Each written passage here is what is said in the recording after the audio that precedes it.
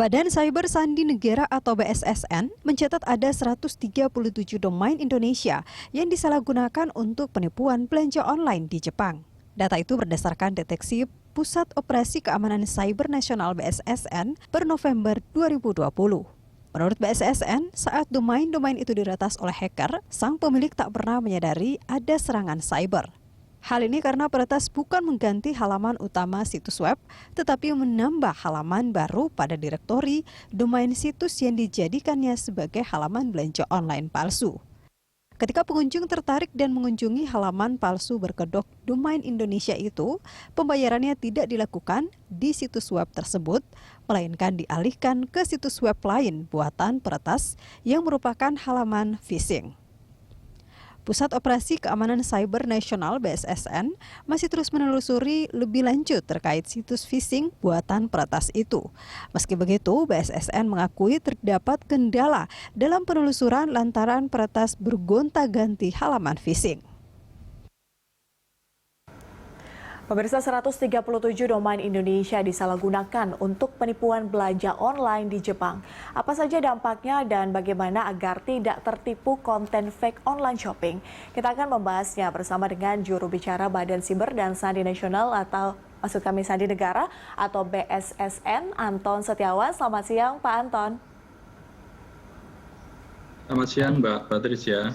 Baik, selain Pak Anton, kita juga sudah terhubung dengan pakar keamanan siber sekaligus Chairman Lembaga Riset Siber Indonesia atau CISREC atau Communication and Information System Security Research Center, ada Pratama Persada. Selamat siang, Pak Pratama.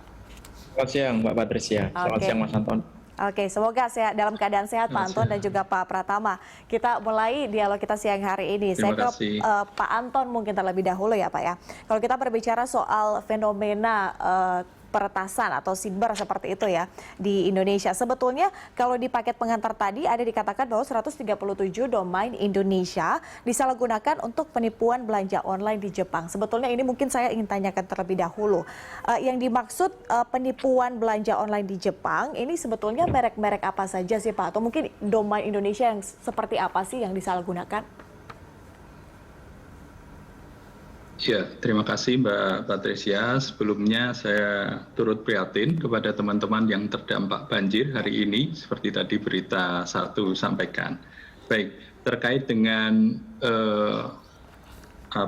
situs belanja online ini, memang ini kejadian yang terjadi di Jepang, Mbak Patricia dan teman-teman sekalian.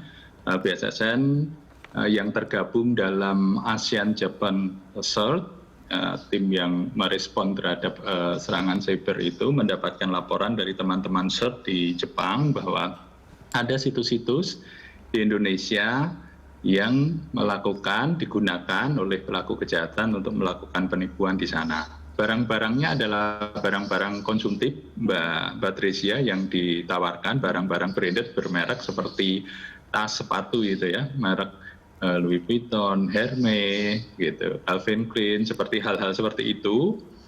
Terus kemudian memang seperti biasa gitu kan, penjahat untuk mendapatkan mangsa, mereka melakukan iming-iming dengan cara memberikan diskon yang besar, potongan harga dan lain-lain gitu. Yang kemudian tadi sudah disebutkan benar, ketika kemudian korban tergiur dan masuk ke situs tersebut, kemudian di-redirect kepada situs dari para pelaku kejahatan untuk kemudian mereka mencoba mengambil data-data transaksi, melakukan penipuan untuk transaksi tersebut. Dan situs-situs yang digunakan beberapa adalah situs-situs pemerintah, akademik, yang merupakan situs yang dimiliki oleh entitas yang ada di Indonesia. Pak Anton, pertanyaan basic atau mungkin pertanyaan simpelnya adalah kenapa hal ini bisa terjadi? Ini kan juga melibatkan situs-situs dari pemerintah seperti itu. Iya, karena memang kalau kita melihat ada kelemahan dalam tata kelola. Jadi kalau kita mengoperasionalkan suatu situs, ya harusnya kita memonitor gitu kan. Apa yang terjadi interaksi di dalam situs tersebut. Kebanyakan dari teman-teman yang diretas ini yang ditambahkan direktorinya, pertama memang mereka kurang memperkuat situsnya, terus kemudian yang utama mereka tidak memonitor, sehingga ketika situs-situsnya digunakan oleh pihak lain, ya mereka tidak menyadari hal tersebut gitu. Itu bagian mendasar yang harus kita bangun dan kemudian harus kita carikan solusinya secara bersama-sama. Oke, saya ke Pak Pratama. Pak Pratama melihat fenomena ini, sebetulnya pertanyaan yang sama saya sampaikan kepada Anda. Apa sebetulnya yang terjadi, Pak Pratama? Kenapa bisa sampai itu diretas? Kemudian juga tadi sempat Pak Anton singgung adalah kurangnya keamanan situs, sehingga mungkin yang pemilik situs bahkan tidak menyadari kalau situsnya ini diretas. Ya memang ini masalah klasik sih Mbak, gitu. Karena orang selalu menganggap bahwa security itu adalah produk akhir, gitu. Orang berpikir kalau membuat suatu sistem, kemudian beli mahal, kompleks, udah kelihatan keren, udah cukup gitu. Padahal security itu adalah proses gitu. Nggak bisa sekarang kita punya sistem yang kuat gitu. Belum tentu besok masih kuat, besok bisa sakit gitu.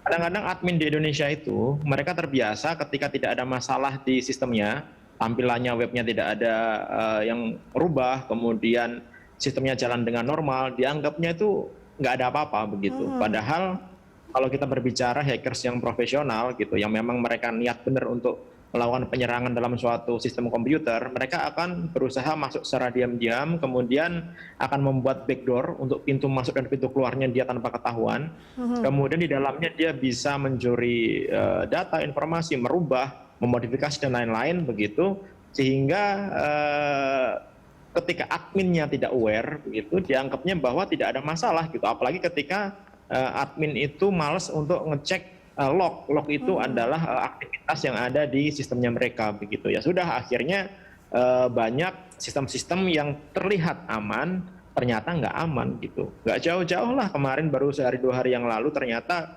data dari Kejaksaan Agung juga dijual di dark web gitu. Artinya apa? Artinya Kejaksaan Agung pun juga diretas begitu. Nah ini hal yang sebenarnya nggak boleh terjadi begitu. Nah ini memang tugas Mas Antonnya agak berat ini, gitu, bagaimana bisa memberikan edukasi begitu, karena edukasi ini penting sekali gitu kepada para pemilik sistem bahwa keamanan itu adalah kritikal gitu. Investasi terhadap keamanan itu penting gitu, bukan hanya di sistemnya gitu.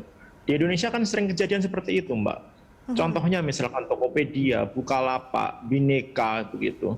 Kurang gede apa itu perusahaan gitu. Ternyata bocor-bocor juga gitu. Nah yang dirugikan siapa? Yang dirugikan akhirnya masyarakat gitu. Ini pun yang dirugikan juga masyarakat gitu.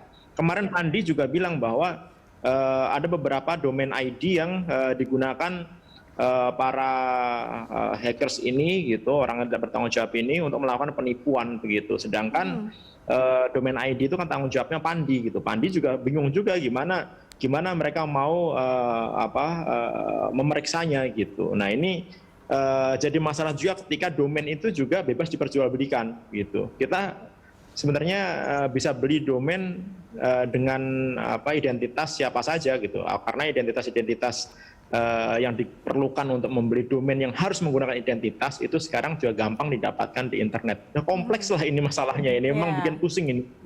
Ya makanya kita kembalikan kepada masyarakat begitu, bagaimana mereka bisa mengantisipasi dirinya supaya tidak jadi korban penipuan. Begitu, nah, Mbak. Itu dia Pak Pratama. Jadi apa yang harus dilakukan oleh masyarakat agar tidak menjadi korban penipuan itu tadi? Sebenarnya simpel sih gitu. Tadi Mas Anton beberapa sudah menyebutkan begitu. Sebenarnya nggak ada hal-hal yang barang-barang bagus harganya murah sekali itu nggak akan ada sebenarnya gitu. Nggak mungkin kita beli tas Louis Vuitton harganya 500.000 gitu. Ya nggak mungkin lah ada gitu. Nggak masuk akal gitu. Walaupun dia bilang, wah ini dapat dari mana selundupan atau apa, nggak akan mungkin gitu.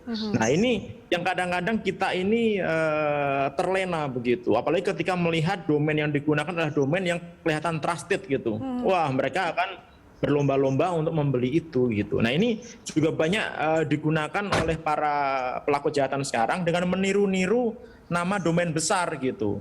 Misalkan Alibaba, kemudian JD Union gitu dan lain-lain gitu. Seolah-olah itu adalah miliknya platform-platform e-commerce raksasa begitu. Nah ini memang literasi digital kepada masyarakat itu penting sekali gitu. Tugas Kominfo, kemudian BSSN, kita pemerhati IT gitu adalah memang untuk menjelaskan ini begitu, karena mungkin kita yang di Jakarta ngerti gitu, yang terbiasa terpapar internet itu di perkotaan mungkin kita bisa tahu oh ini penipuan gitu. Tapi ketika orang yang baru melihat bisa mulai internet gitu, ternyata oh ada tawaran ini murah sekali gitu, pasti akan tergoda gitu. Nah ini menurut saya hal yang krusial untuk diatasi gitu, sehingga masyarakat tidak selalu menjadi korban. Ya, itu dia sosialisasi literasi digital sebetulnya sudah dilakukan, tapi masih banyak saja gitu kan yang masih tertipu atau mungkin kurang teredukasi kali ya, dan mungkin butuh dan harus terus menerus.